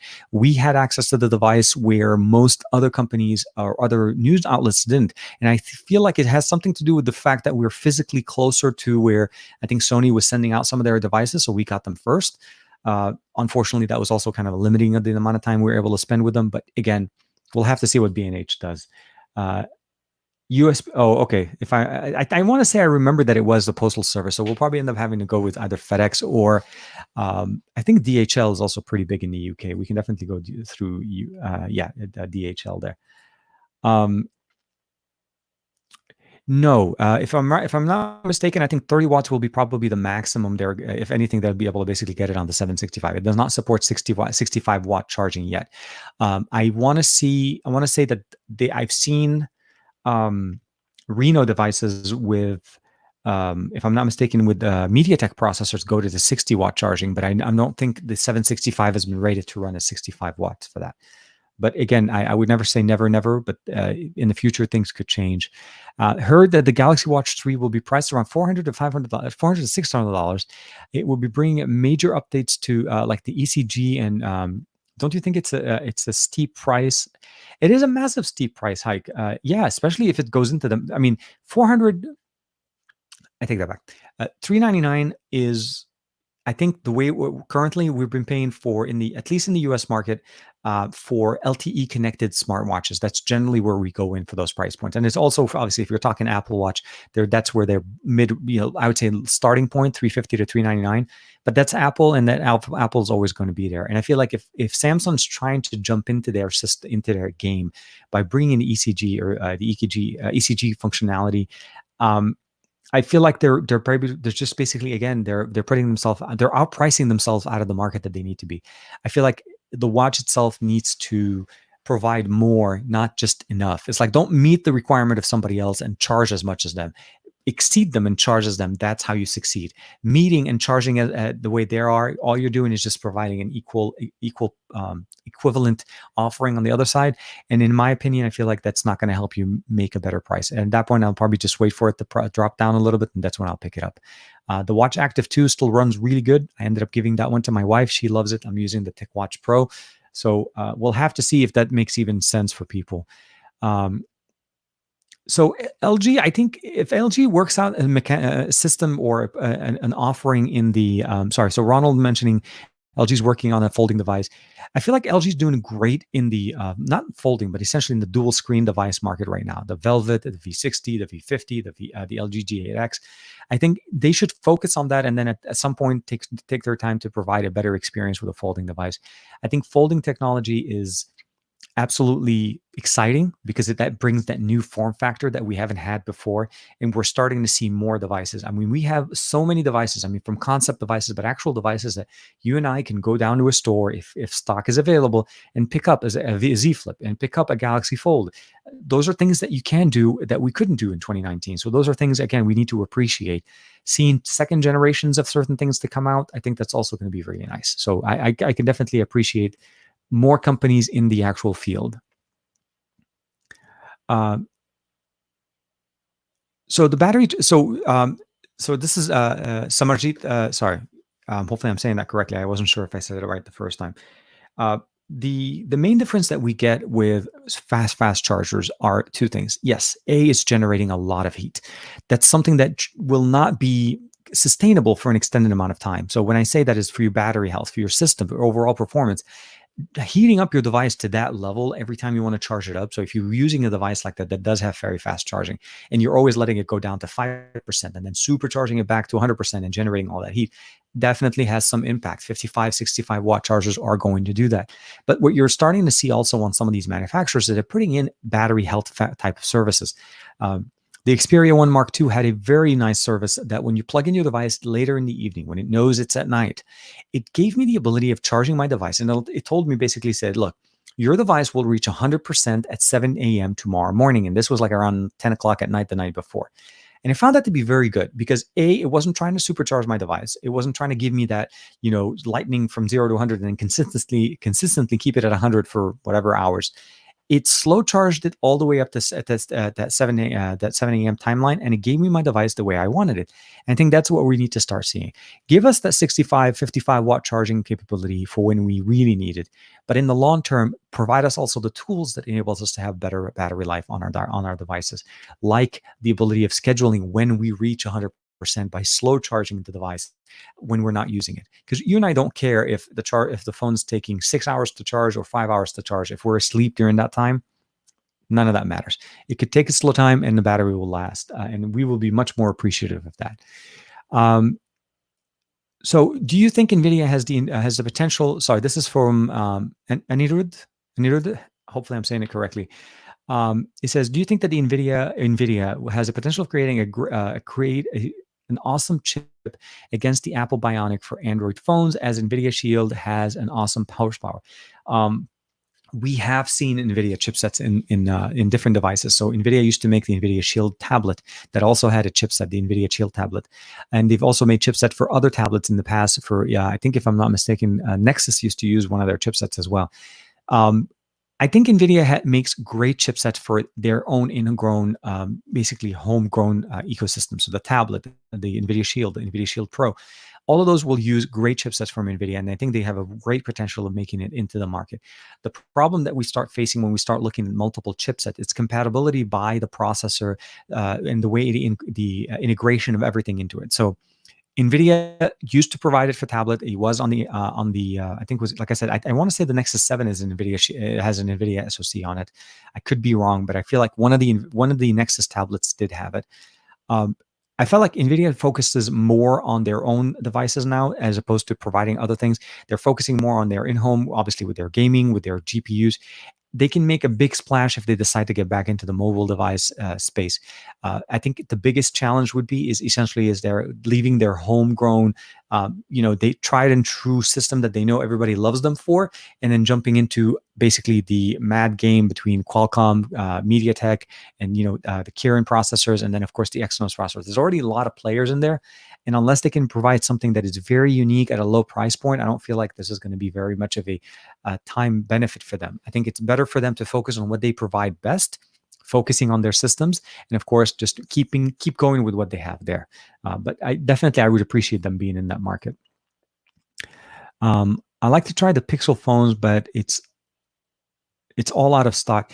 Pixel devices right now are actually, even the Pixel 3a and the 3a XL are no longer being sold. They're getting ready for the next one.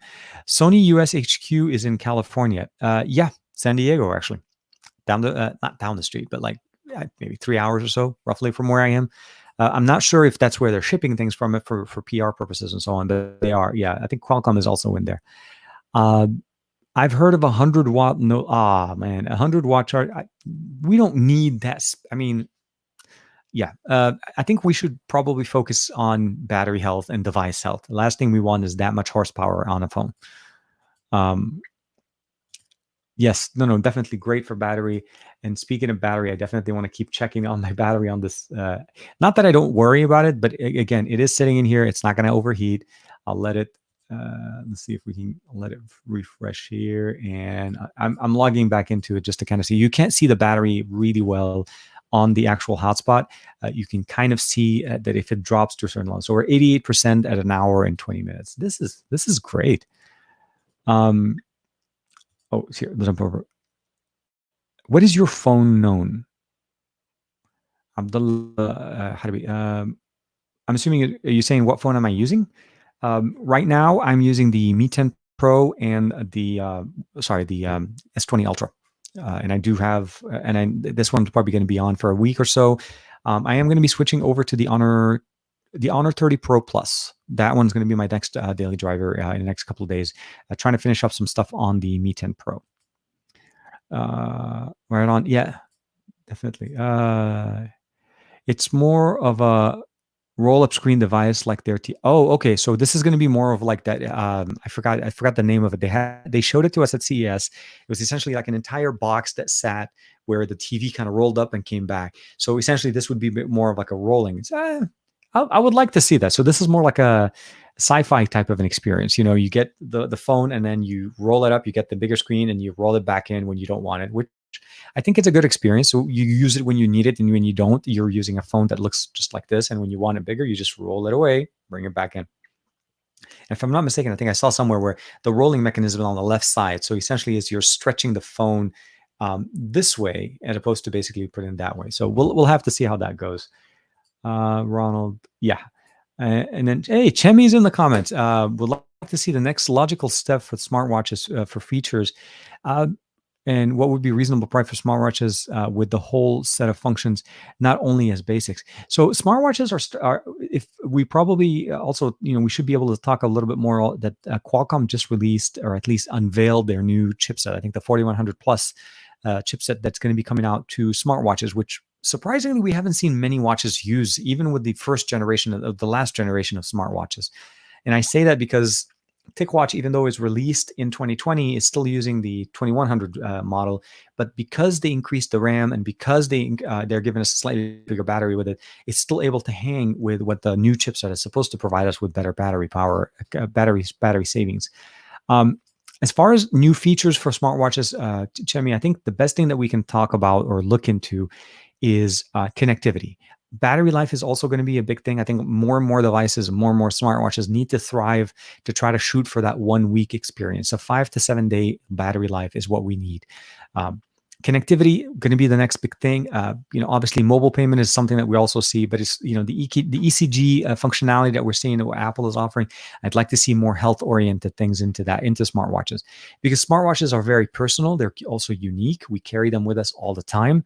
So having things that are more conducive to having that experience where you can leave your phone at your desk, step away, have more native apps. Those are the things they're going to be able to provide us. I don't think there's enough room in this ecosystem or this environment to add bigger screens and so on. They have to basically work with the limited space because the watch conforms them to be in that small form factor.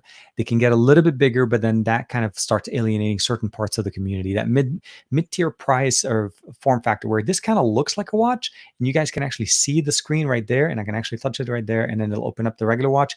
That makes sense. Speakers, phone calls, notifications, response. That's the tailoring experience that we want to be able to see. Yeah, the Integra chipsets, exactly. But again, we've seen them before and they've had them in different devices. I don't think their main focus is smartphones. I think their main focus is, again, their own homegrown type of an experience. The Escobar. Oh my God. It's exactly what you said. It's a scam. It's an absolute scam. It's a scam that somehow self-fulfills, and I really don't like about it what it does, because the reason I say this is a very, very unique. Anytime a person anytime you make a video to talk about a hardware that you got from them, I feel like you're just perpetuating it. Even if it's in your video, you're saying, do not do this, do not buy this. But you're showing them that you got the phone from them, and then you're showing them the phone and you're talking about the phone. You're perpetuating it. It's like saying, if somebody does something bad and you want to basically not make them popular, but then you keep referring to their name, by definition, you're making them become a part of the conversation.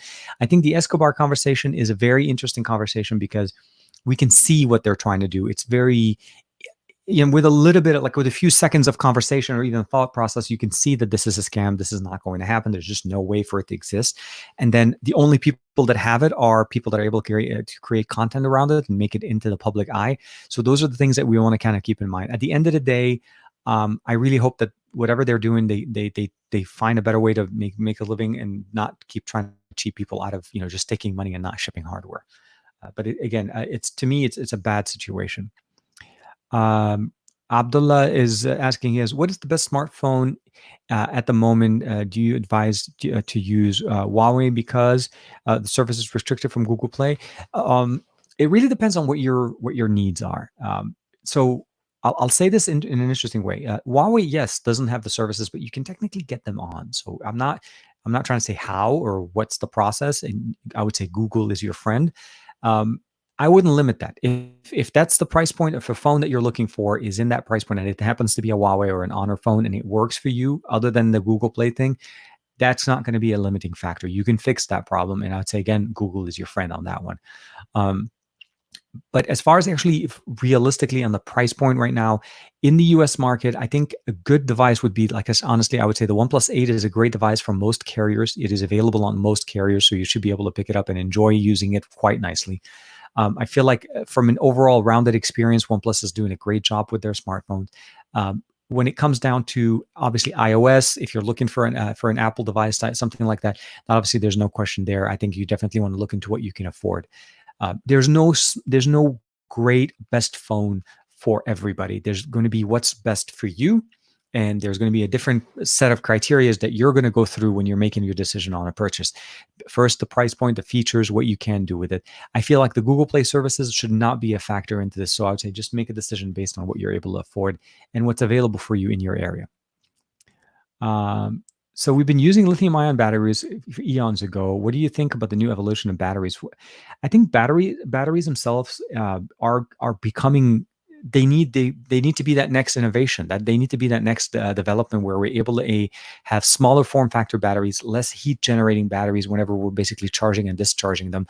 So those are things that we want to be looking into. But as far as the new technology, we haven't seen anything that kind of became earth shattering where it just overtook everything. We've seen some demos of some early development, which hopefully in the next few years we'll see. But if nothing else, we've focused our technology, or most of the technology has been focused on processing power and optimizations on the software and hardware and outside of the battery. The battery itself, in what we've seen from other companies, what they do is like, where Oppo's approach to fast charging isn't to provide us a battery that charges at 65 watt or a 60 watt. It's basically giving you two smaller batteries at the same half size of what the original big size battery, charging at 30 watts, basically seamlessly are giving you that experience of a 60 watt charger at a full size battery. So that's a great way to do it.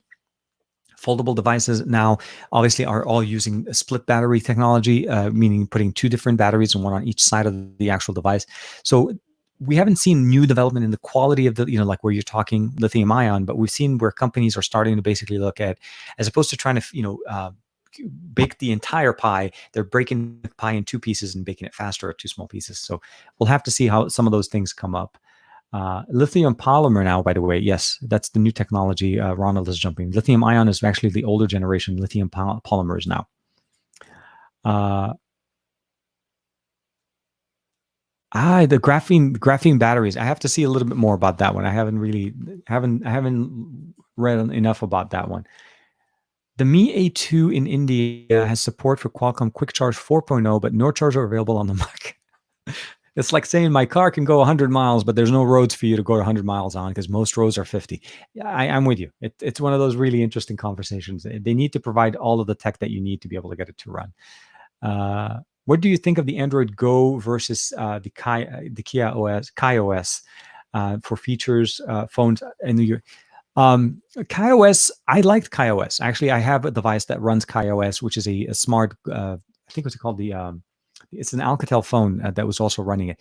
I feel like if you're going to run it, I feel like KaiOS has interesting approach to running Android. It has Google Assistant built into it. It has some functionalities that will run. I feel like it will bring the price point of the device a little bit better, lower. Although I prefer Android Go mostly because it is closer resembling to standard Android and you're able to customize it a little bit more. So it depends on the price point of what the manufacturers are able to release. I also feel like KaiOS runs much better for touchless devices, where Android One or Android Go is, I think it's intended more for touch devices. So you're really looking at two different ecosystems. Android Go, again, depends on the form factor. If you're looking at both of them, I think the price point would probably be the best thing, because I think overall you're getting a very limited experience of what Android is going to be running there. And even if you get KaiOS, you're going to be getting the just some limited Android functionality built into it. Aditya, I really hope it's good. Qualcomm seems to have a monopoly on the flagship SoC, and it is very risky power to give any one company. Hopefully, we will see more competition. I think it's a big banner, if anything, for 2020 as far as how Qualcomm is basically, for the most part, just took the whole game, right? There's not much of a competition with them. I think MediaTek is trying to bring in some competition to them, but they're still more focusing on the lower end, even with their flagships. I think Exynos is working close second. Kirin is, I think, running closer to the 855 than it is the 865, but we'll have to see what the new Kirin chipset comes out, as that's going to be coming out very soon anyways. As well as the fact that what we see with other manufacturers, like, with MediaTek and I forget, like there's one more SoC in China that we haven't really seen much for in the US.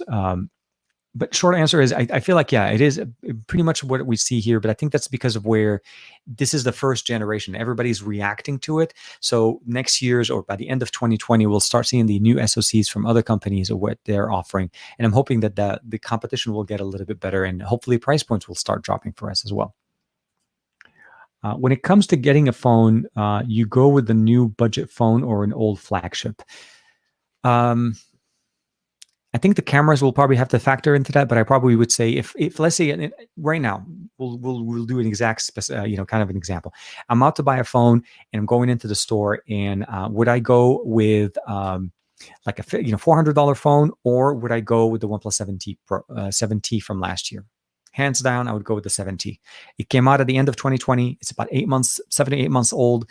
It still runs really good. It has the 855 plus, enough RAM. A lot of updates are still coming for it. It's still going to be receiving Android 11 and probably Android 12 for the 2-year update. So I would probably still say last year's flagship is definitely a good thing. My only thing would say is make sure that you're getting good cameras with it, since you have enough time to see what other people have said about it. if you're comfortable and you're happy with what it's offering, I still think it's a great opportunity. I think the S10 Plus from last year is still a great device to check out, and if you're considering getting it as well. Essentially, okay, so the 765 or the 765G based phones don't support 60 frames per second on PUBG mobile by default, but third-party tools can enable 60 frames per second. The Snapdragon 765 has the capability that it. Okay, what is the reason for not supporting it? That's question 1 of 2. I think it's mostly optimization at this point, right? The fact is, not that many devices are out there with the 765. I think most devices that we've seen run PUBG at the best are obviously the higher frame rate, with devices that run higher high refresh rates than 60 frames per second. I feel like PUBG promised us 90 frames per second back at the Qualcomm Summit last year with the 865. We still haven't seen that, so there's also that part of the conversation that we haven't seen. As to why do you need third-party apps to turn it on, that tells you a couple of things. It's not optimized, and that's probably why it's not available. So at this point, I would probably say it's more of a timing before it's released. Modes within PUBG are generally kept to run in the optimal case scenario. The 765, the example would be this. This is the Mi 10 Pro, right? In the MIUI 12 beta, and this one runs a full HD display with 90 hertz refresh rate. That's the maximum we can see here. In the beta, in part of the beta that's running in China right now, I saw this on XDA's the forums. There's 120 hertz mode for the Mi 10 Pro. That is something that's been disabled, and it hasn't been turned on, mostly for optimizations. So that'll be part of the concerns that you want to look into there. Do you think the iPad is overrated? The most prominent case scenario is I haven't seen an iPad in entertainment, notably.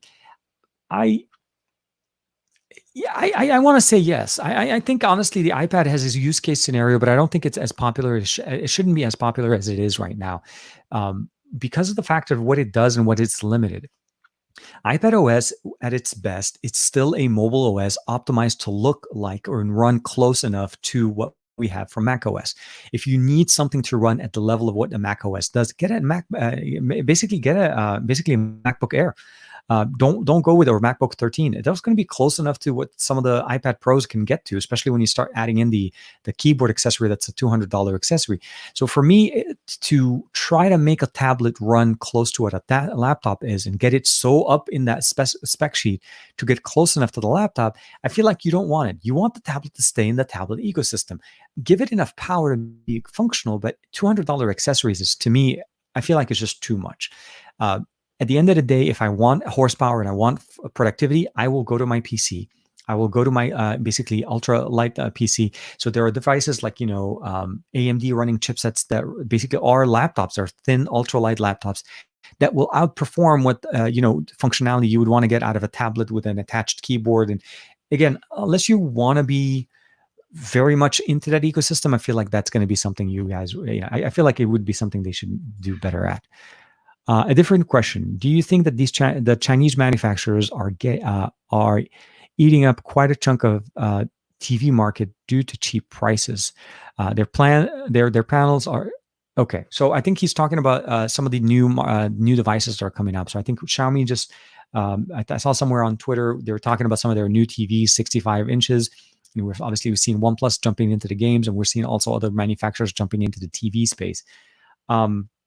I think the fact is panels are not as expensive as they used to be, and they're not going in with the super high versions of the panels. They're going in obviously with more entry level, and some of them are, even if there are 4K or even the resolution that we're getting there.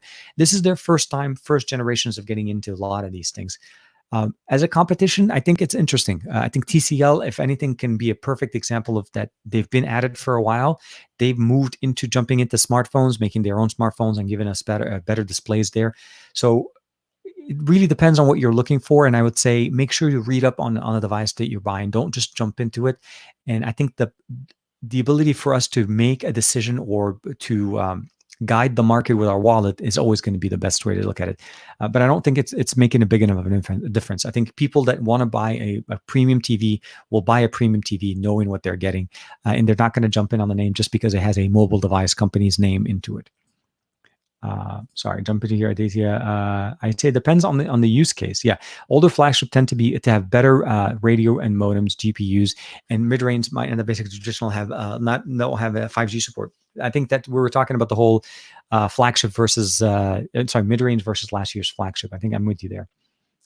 After the COVID is over, TK Bro must come to India, especially South India. Well, man, I appreciate it. I appreciate it. I hope at some point when we're able to get into the post-COVID situation, and we'll have to see how life is going to be. But yeah, no, definitely. That was one thing I missed out last year with MediaTek. I wish I was able to get it there. XDA ended up sending one of their local representatives, and I would love to be part of the whole pocket now with Josh and Jaime. That would have been nice. Answer a few more questions. Have you tested lately any of the devices that are under sub $100, like the Blackview, the Umidigi, the Kubot? Oh yeah, so I saw somebody talk about the Kubot one. They're not very known brand, worth the try. Honestly, the one thing that I do have that I still need to finish up on is the Mi Note 10. I think this is the Redmi Note 9 Pro, and I could be wrong. This is by far my lowest Xiaomi or Chinese phone that was sent to me. That was sent to me as part of that whole package from Xiaomi. We did a video on the Poco F2 Pro, which is definitely also a really good phone, mid-range price point, good series. No, Shemi, I haven't had a chance to to check out any of the mid-rangers, or sorry, I would say those are very much budget devices, sub 100. But I definitely want to check out. I may end up doing something like that in the near future for back to school kind of a situation. So we'll have to check it out. Tyler King official. In early 2018, I got a Huawei P20 Lite. At that time, it was a great phone, but when I got it in early 2019, the phone started bending. Okay, frame, interesting. And I do not sit on my pocket. The only thing I would say is check the battery. I would say double check to see and make sure that the battery on that device did not swell up. You may have a defective battery. That would be the only thing that would cause the device to bend. And like you said, you don't necessarily sit on it, because if the battery itself starts swelling, it causes pressure between the display and the actual frame. So that happens, something has to give. And the display, for the most part, I feel like it will have a little bit more resiliency from a structural standpoint, where the battery is usually closer down to the actual frame. So it's closer to the back than it is to the front. And if it starts pushing, that may be the reason. I would definitely double check that and see if it's actually opening up at the seams where the display and the frame are in there. And if it is, contact the support if you still have a warranty on that one. Although I'm not sure, you said in early 2018. So there's a good chance it's out of warranty, but that could be the reason. Now, finally, nearby sharing is coming to Android. Yes. I mean, well, I take that back. We have something similar to nearby sharing already on Android. I think this is just becoming native into the operating system. Took this much to get this thing, and the same thing with RCS. And RCS is becoming more supported with more carriers, at least T-Mobile, AT&T in the US. Now you're able to turn it on and it works. The iMessage for Android, I don't know why they call it that. But if you haven't had a chance to, Anirda, hopefully I'm saying that right. Check out Google Files. It has a built-in file sharing mechanism that works almost as fast as nearby sharing. But as I mentioned, it is basically an app that you need to download, where nearby sharing will be native to the Android operating system. I tested it out, and for me, the speeds transferring over it, because it uses Wi-Fi Direct, is almost as fast as nearby sharing. And it doesn't take that many more steps, but you do need to download that app. Andrew, what are your most nostalgic devices, smartphones or not, from the 2000s? Oh my God, man. We're jumping back. I think, if anything, I think my first BlackBerry, or even, no, man, I'm trying to remember.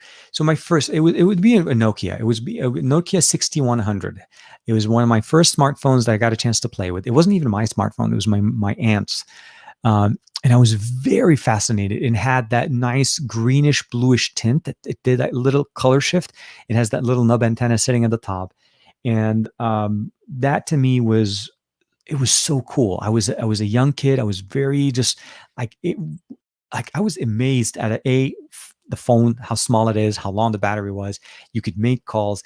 I think it had Snake as a game in there. That was about the only thing in there. But I think for me, it was more holding it and pretending that I was making calls. That was, to me, by far the coolest thing. It was, I want to say it's Nokia 6100, but it was the old form factor of Nokia, very small, nub antenna, and it was the color finish on it. It was literally a green tint finish that changes color based on what you're looking at.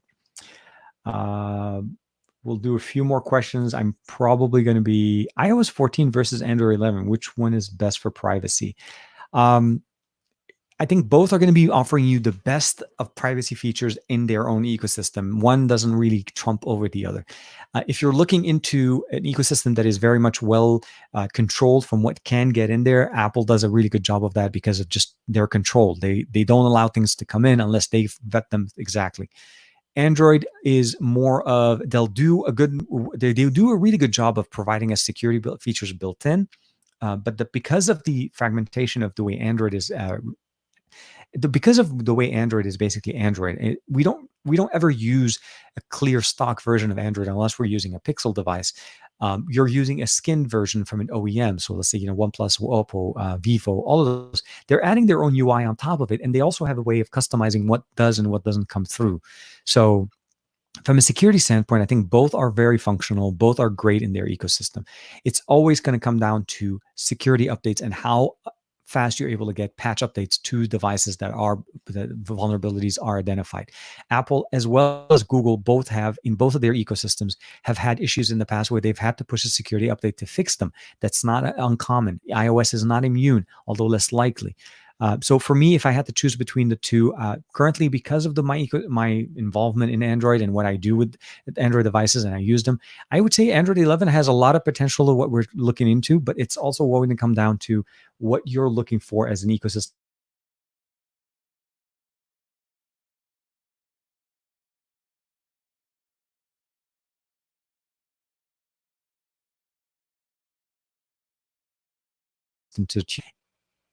Okay, we are back. Let me see. Am I still on the same Wi-Fi? Yes. Okay. So I'm assuming it's a slight dip in the ecosystem here. Can you try to reach out to Michael Fisher for a future podcast? Ooh, Mr. Mobile. I will. You know what? I'm gonna reach out to Michael Fisher. Let's see what we can do. I'm not gonna lie. Last week's guest. So on last week's podcast, if you guys haven't had a chance to check it out yet, Saf and I talked a lot about him and his conversations with Michael Fisher. I've known Michael for quite some time as well. Yeah, I know. Yeah, I know. It's the time that I say I'm going to try to fix the problem by bringing in a hotspot. The reason why I had the hotspot outside is because I have better signal outside than it is inside, and I'm able to connect to it. But it's Southern California. It is 4th of July. Today is. It's about 95 degrees, which, speaking of which, I think that's what I was trying to say. I am trying to basically get it to end right at about 2 hours today, guys. I'm sorry. I do need to go and start barbecuing. The family is waiting. We got some burgers and hot dogs that we got to put together, kind of thing.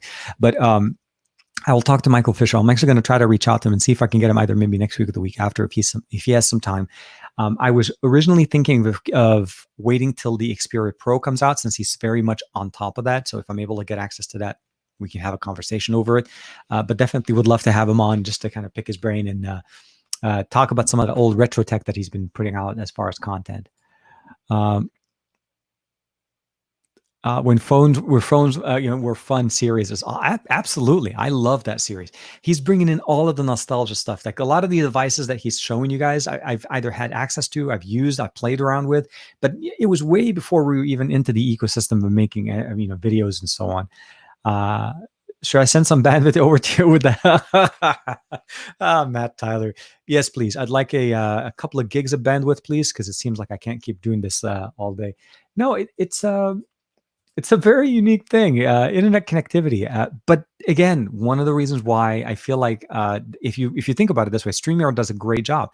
Even if my connection drops, as long as I join it back within a certain amount of time, the stream goes. YouTube doesn't cut me off, and Periscope doesn't drop me off, and we don't lose the conversation. That's the biggest thing for me.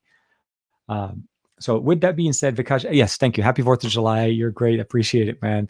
And then, oh yeah, Ganesh, good night. That's right. You guys are India time. I appreciate it. No, thanks, man. And I will keep you in mind if when things do get better, we'll reach out again. We'll see if we can do something. And then of course, Unboxing Mania, happy 4th of July. So we'll kind of actually think it's a good way. Let's just start kind of looking at that. So battery at about an hour and 45 minutes, 84%. Bars, it's about 3 or 4 bars here in the house. It's still running pretty good. Let's do one more speed test before we kind of end it at the end. And I want to say first and foremost, thank you to Alcatel for providing me this unit to test out. We learned a lot, if nothing else. The battery on this does actually work quite well. It's a 4400 milliampere battery. And I'm holding this and I'm trying to run a speed test. It does need to be in an area where it's not very heated, so you don't want to get it to overheat. It does warm up a little bit as it's used, so obviously anything that uses internet will do that. And of course, it provides 4G LTE connected to connected devices. And if I'm not mistaken, you can get up to 16 devices at the same time. You can configure your firewall, not VPN, but configure your router configuration between 2.4 gigahertz or 5 gigahertz if you'd like. It's small, it's portable, and it's easy. And I really like the fact that I can charge my phone with it. So if my phone's running low on juice, I can connect it directly in here as well as use it. And for an almost 2-hour live stream to be only using not even 80%, so basically 20% of the battery on it, I think it's very good. Last question real quick for Tyler before we kind of finish it off. What do you think is better, the iPhone giving updates to all phones or Samsung Android needing to get new phones every year? I think honestly updates should be more consistent across the board on both ecosystems, because of most people don't buy devices every year, even if they need them every year. And even if the ecosystem forces them to do that, we don't do that. We don't buy them every year. It's hard because either you're on a payment plan, you're doing certain things. It's not going to be conducive to your wallet. So I think ecosystem where you are getting updates, again, why OnePlus has thrived over the years is because they do push out those updates. Samsung has gotten a lot better at pushing out their updates, and even through carriers. That's the other thing. We are getting updates on Samsung devices from carriers that typically would have slowed it down. I'm not trying to say they do it on purpose, but an update goes from, so Google releases the security patch update of the month update, then it goes to the carriers, so to the OEMs. They put in they update it through their system, they put out their build, then it has to go to the carrier that you're using, and then they have to put in their stuff on top of what was put out from Samsung and Google. That's what you're getting on your smartphone for a carrier version. Unlocked models generally get them faster, but Samsung is doing this thing, which I'm not going to get into, but it used to be where Samsung Unlocked used to get it first. Now we get it later. But yeah, so all of that stuff, I personally think it's security updates are always going to be worth it, not necessarily getting a new phone every year. But again, with that being said, I want to say thank you very much to everybody for joining me. For Matt, Greg, Chemi, Tyler, Andrew Wallace, of course, Aditya, Sam was in there as well. And I want to say Ganesh as well. And everybody just basically keeping the conversation going. Always, thank you very much. Sabah to everybody. Good day, good evening, and good night. I hope you're having a good, safe weekend. If you're in the US and you're celebrating the 4th of July, happy 4th of July. Hopefully you're having a great time with the family. I'm about to go start barbecuing. Hope you guys are having a great day. I'll see you guys next week. Just kind of a quick heads up, putting out some video on the Mi 10 Pro in the next couple of days. And of course, more live streams over on Amazon. Yeah.